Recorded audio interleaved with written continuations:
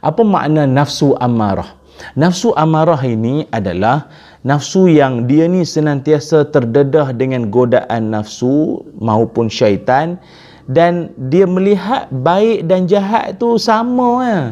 Dia tengok jahat ke baik ke pada dia, pada pandangan mata dia, dia tengok sama saja, dan dia sikit pun tak berasa menyesal kalau dia buat jahat. Dia tengok perbuatan perlakuan yang jahat dan yang baik, dia kata lebih kurang ya, baik jahat lebih kurang. Atau kalau dia dah buat kejahatan tersebut, dia tak ada rasa bersalah. Orang putih panggil apa? Guilty conscious. Rasa bersalah. Orang nafsu amarah ini, dia tak ada rasa bersalah. Dia bantai lah, dia buat. Dia tak ada rasa macam, salah aku buat ni. Dah. Dia tak rasa bersalah. Sebab itu, di kesempatan ni lah, saya sebenarnya nak menarik perhatian berkaitan dengan beberapa kes-kes penderaan. Ya. Kes-kes penderaan. Tak kira lah kes penderaan rumah tangga, keganasan rumah tangga, sehinggalah kes-kes penderaan yang berlaku di setengah-setengah tempat ataupun pusat-pusat jagaan. Tak kiralah anak yatim ke ataupun anak-anak yang OKU ni, orang kelainan upaya ni. Saya pun tak faham lah ya, pasal apa wujud manusia yang kita kata tergamak dia buat perlakuan-perlakuan yang begitu kejam, yang kita sendiri pun tak pernah tergambar oleh fikiran kita. Kau tergamak buat macam tu pada manusia. Sungguh pun manusia itu, dia manusia yang tak berdaya. Dia tak mampu nak melawan, dia tak mampu nak membalas balik, sebab satunya faktor dia mungkin kanak-kanak lagi, atau mungkin dia seorang yang OKU. Jadi kau boleh bantai dia, kau hempuk dia, kau buat macam-macam terhadap dia ni. Apa cerita ni? Apa cerita? Sama lah macam kes-kes buli yang berlaku kan. Saya tak faham betul lah macam mana ada manusia yang boleh sekejam itu. Boleh ada manusia sekejam itu. Rupanya memang adalah orang-orang psikologi buat kajian, kewujudan manusia yang bertindak sedemikian adalah kerana dia sememangnya dia rasa seronok dengan melihatkan mangsa-mangsa yang dia pukul, yang dia cederakan, yang dia buli itu. Maknanya kalau makin menjerit, makin dia suka. Makin kawan tu meronta-ronta, kawan tu jadi lagi sakit dengan apa yang dia buat. Dia lagi macam naik syeh. Dia jadi naik syeh, tahu tak? Dia jadi macam, maaflah istilah apa, naik hantu. Dia jadi naik hantu. Dia jadi satu yang tak terkawal lagi dah. Lagi ligat dia menyakiti orang tu, mencederakan orang tu. Teruk sangatlah kan. Kita nak menasihatkanlah ya kepada orang-orang di luar sana, kalau kita mendapat amanah untuk menjaga anak-anak syurga, ini merupakan satu benda yang patut kita kena rasa bertuah. Bukan semua orang dapat peluang ini, dapat jaga anak syurga. Ini adalah satu kemuliaan. Mereka pun lahir dengan tak meminta untuk jadi begitu. Allah yang takdirkan supaya orang-orang di sekeliling ini mengambil amanah, menggalas tanggungjawab itu dengan sebaiknya. Bukannya Allah teruklah kan. Macam kes adik Bella ni kan. Adik Bella ni dah beberapa tahun sudah dah. Kita ingat kes ni selesai dah. Nampak gaya macam belum selesai lagi kes tu ya. Kesian kat dia. Kita macam-macam lah ada pendedahan oleh saksi yang menyatakan bahawa dia dipaksa, Allah nak sebut pun tak tergamak, makan najis, kemudian dipaksa 20 biji cili ditelannya dan disimbah dengan air panas. Ni apa jadi ni? Kenapa sekejam itu perlakukan manusia yang tak berkemampuan, tak berupaya macam tu? Jadi ini keadaan kita nak sebut orang-orang macam ni dia macam mana ustaz ni? Hati dia macam mana ni? Adakah dia berhati haiwan ke apa macam ni? Kalau kita nak tengok kan, nampak gaya macam ada sifat amarah tu ada tu. Dia melihat benda baik dan benda jahat sama saja, dan dia tak merasakan bahawa yang dia buat itu adalah benda salah.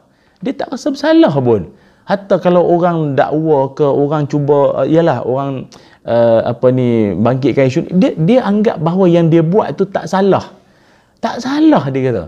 Lebih-lebih lagi dia kata budak-budak ni tak dengar cakap apa, itu sebagai satu didikan. Itu bukan mendidik lah, itu nak, maaf lah, itu macam nak membunuh orang itu, menyeksa orang, bukan macam tu. Kita nak pesan kan, siapa-siapa yang masih lagi tak tahulah kan yang masih tak insaf-insaf lagi duk buat perangai macam tu, ingat, kita bimbang di akhirat nanti orang-orang ini akan menjadi golongan yang muflis akhirat nanti. Kita pun tahu Nabi SAW pernah menyebutkan dalam hadis bahawa ada golongan manusia di akhirat nanti, dia datang dengan membawa amalan dan pahala-pahala yang banyak, pahala ibadah dia. Dia bawa pahala haji, dia bawa pahala zakat, dia bawa pahala solat, dia bawa pahala puasa. Tapi semuanya itu akhirnya akan diagih-agihkan pada mangsa-mangsa dia, pada mana-mana orang yang pernah dia buat jahat, dia buat zalim, dia buat aniaya, dia buat khianat tu, semua akan diagih-agihkan nanti tau. Antaranya Nabi SAW sebut ada 5 perkara penyebab kenapa orang itu akan menjadi muflis akhirat nanti. Pertama sekali, dia ni jenis orang suka maki hamun orang. Rupa parah, bentuk badan orang, cara orang berjalan, cakap, semua dia memang dia ada kacau lah, dia makiamun orang.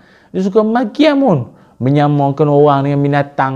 Lepas tu beratlah kisah ni, ya Allah. Satu. Yang keduanya adalah dia tuduh, dia fitnah orang. Benda orang tak buat, dia tuduh orang tu buat, macam-macam dia buat. Yang ketiga, makan duit orang. Bos tak bayar gaji, ada travel umrah, orang panggil ustaz tapi menipu orang. Menipu betul-betul ni. Aduh, ni kita takut dalam kopiah ada tanduk ni. Kemudian ada di kalangan adik-beradik, abang sendiri tergamak ambil duit adik-beradik pun ada. Ada hutang tak bayar-bayar dan macam-macam lagi lah. Tu.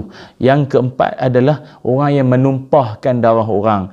Dia menumpahkan darah orang. Lagi apa? Yang kelima, dia pukul orang. Orang-orang macam ni semua akan jadi muflis di akhirat, tahu tak?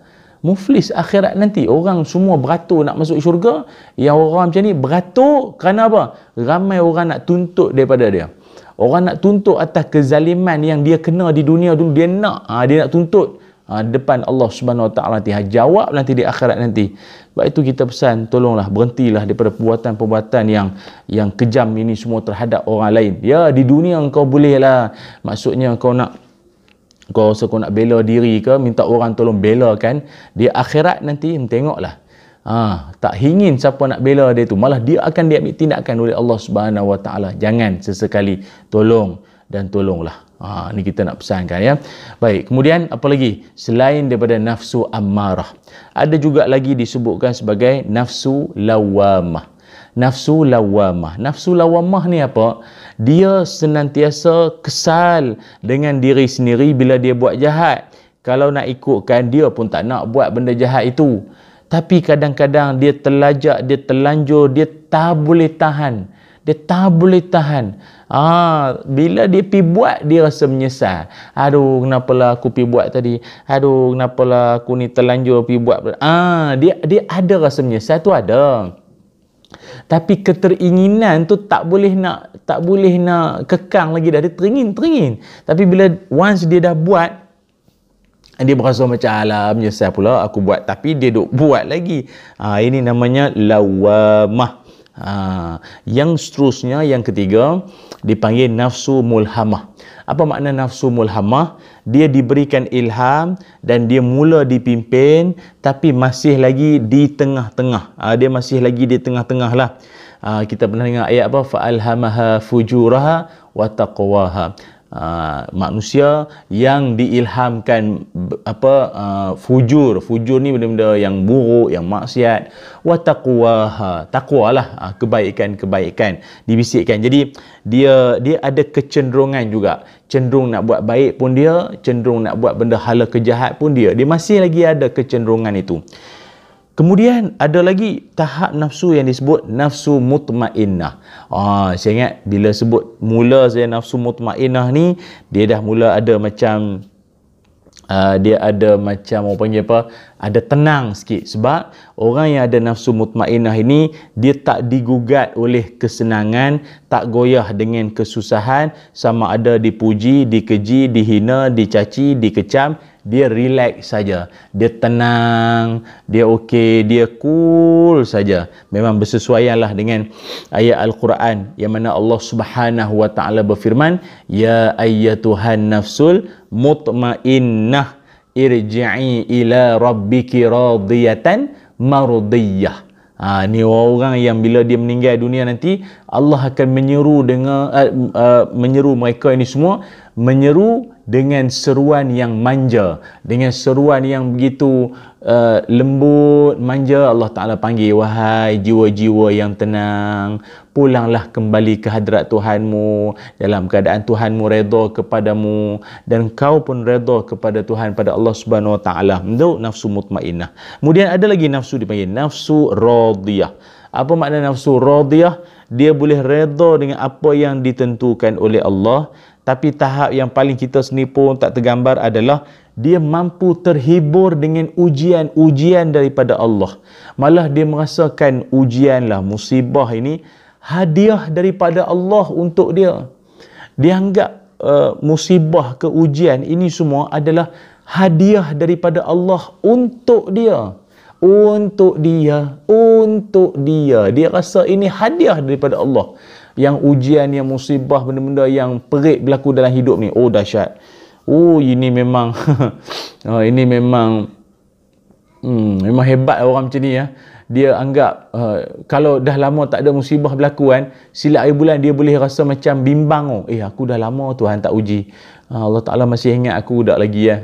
Di tahap macam tu kan. Jadi macam dalam hadis kan Nabi sebut idza ahabballah inna Allah Ta'ala idza ahabba qauman ibtalahum. Kata Nabi, sungguhnya Allah Ta'ala kalau sayang satu-satu kaum itu, Allah akan memberikan mereka satu ujian. Allah akan bagi, itu tanda Allah sayang, nak bagi pahala, hapus dosa, angkat darjat-darjat orang-orang yang diuji itu. Dan ini tingkat paling tinggi, iaitu dipanggil nafsu mardiyah. Apa makna nafsu mardiyah? Segala yang dia buat, Allah redha terhadap dia. Dan mulut dia pun, kebanyakannya orang jenis nafsu mardiyah ni, dia mulut masin. Mulut dia masin. Yang dia cakap tu biasanya jadi. Yang dia cakap tu biasanya jadi. Ini memang orang dahsyat tu, nafsu mardiyah. Sebab itu saya mengajak diri saya, sahabat-sahabat, kawan-kawan semua, marilah kita didik, kita asuh, kita lunakkan nafsu jiwa kita ini supaya benar-benar mengikut apa yang diajar oleh Nabi sallallahu alaihi wasallam, yang diperintahkan, yang dititahkan oleh Allah Subhanahu wa taala. Insya-Allah hidup kita akan bahagia dunia dan akhirat.